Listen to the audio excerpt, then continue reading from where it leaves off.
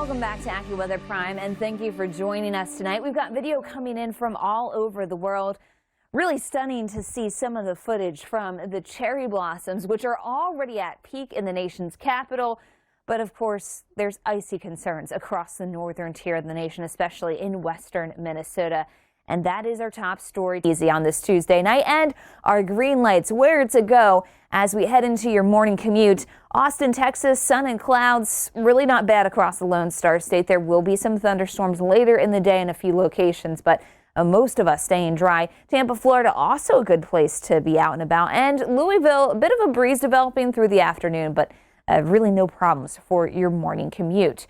Now, if you're in the red zones, these are where it's a little bit more of a challenge. Buffalo, New York, lake effect snow, 1 to 2 inches accumulating. A lot of that accumulation will be measured on grassy surfaces or on the mulch, but keep in mind it's going to wet the roads. It's going to come down so intense at times it's going to reduce visibilities. That'll be a single problem in Rochester as well as Burlington as we pick up really smaller amounts of snowfall, but still something that can catch you off guard if you're not careful this time of year.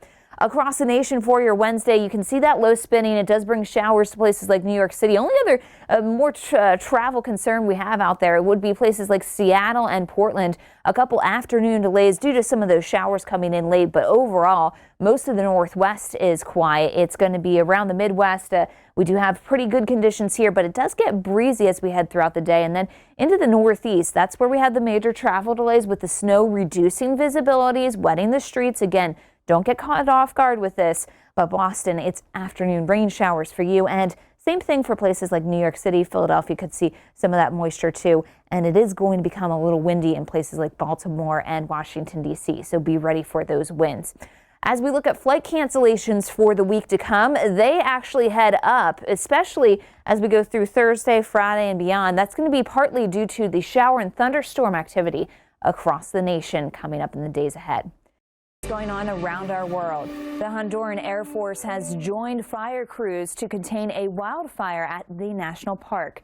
Well, let's take you out and beyond into the weekend. Friday is, of course, right before the weekend, and when you see a map like this, you know, at least for the eastern seaboard, the weekend's going to be a little interesting. It's going to be fairly wet here, so we're watching this low pressure system, two of them kind of simultaneously pushing out to sea, and that does mean there's a little bit of strengthening. Now, one of them is the culprit for this snow in the north central tier of the nation. Places like Minneapolis finally picking up 3 to 6 inches of snow. Places like Wausau, Wisconsin also getting quite a bit of snow.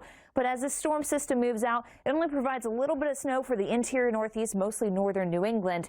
A lot of the area gets the rainfall. So you can see this is a pretty wet rainmaker as that lower low, the southern low, comes through. The northern low, a little bit weaker, moves out to sea with a little bit of that snow through the interior. It is going to be a chilly start to your Wednesday, and guess what? Throughout the afternoon, we just don't warm up that much. Why? A low pressure system in southern Canada, that's going to send another impulse of cold air down, and that means those numbers, they also stay lower throughout the day, and in some places not even getting above the freezing mark. Green Bay 32 for the high, so the frozen tundra more or less staying frozen all day long. 27 for the high in Fargo. Minneapolis mid-30s for you, which means we just make it above freezing. Well, Chicago doesn't even make it to 40 for the afternoon. We'll stay in the upper 30s there.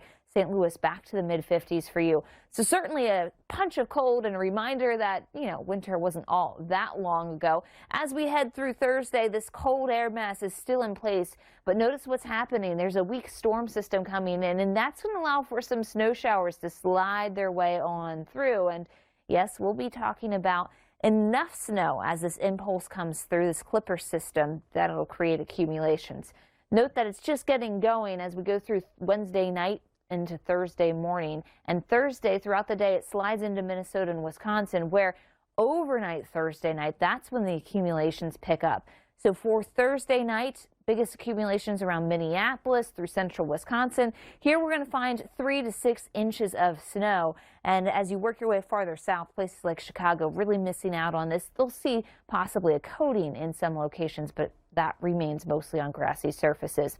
Notice Milwaukee the next couple of days, you're just on the bottom threshold of that snow as we go through Friday. It's going to start off the day on Friday, and then we keep things cold, especially Saturday, with a high only in the mid-30s for the afternoon.